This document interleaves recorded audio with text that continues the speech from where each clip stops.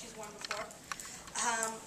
I just thought I should point that out since it seems like people don't recognize that it happens, and it does. It's just as hurtful as being bullied for anything else.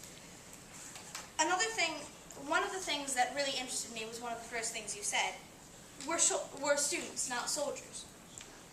But then, and then you liken uniforms to impeding individual rights, because we all know that's what you as soldiers fight for. We fight for impeding individual rights, right?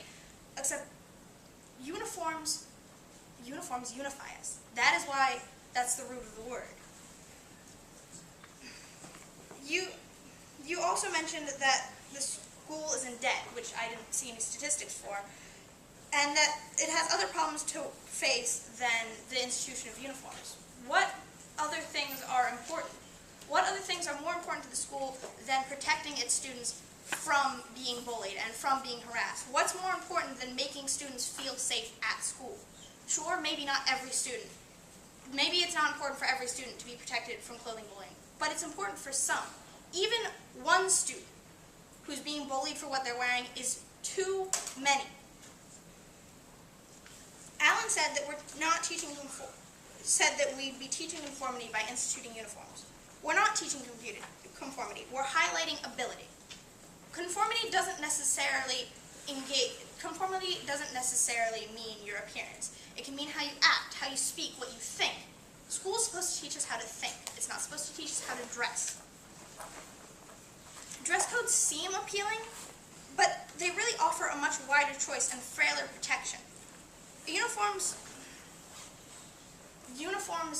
are strong. They might not seem as appealing first off, but sometimes glass glitters more than diamonds because it has more to prove.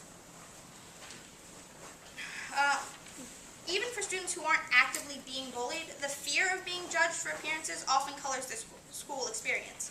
A psychological study by Harvard University found that the amount of time women spend getting ready each morning is proportional to the number of people her acquaintances ridicule, because subconscious fears of being rejected by friends are often triggered. One of the most important assets offered by school uniforms, on a very intense psychological level, whether it's realized or not, people base their ideas of worth and develop fears relating to it because of clothing. Schools should not, under any circumstances, encourage this mindset. Veronica and I don't propose uniforms just because we can, or because we, personally, would like to have them numbered over, though all of those things are true. We do not want this because we are allowed to want it. We do not want it because we have to. We want it because we are compelled. Compelled by bullying, compelled by insecurity, by the little 10-year-old I know in Fort Washington who's upset because her father lost his job and she was made fun of because she couldn't afford new clothes. We propose uniforms because we believe it will go a long way towards improving the environment in the Upper Dublin School District, and we truly hope you will see it as we do. Thank you.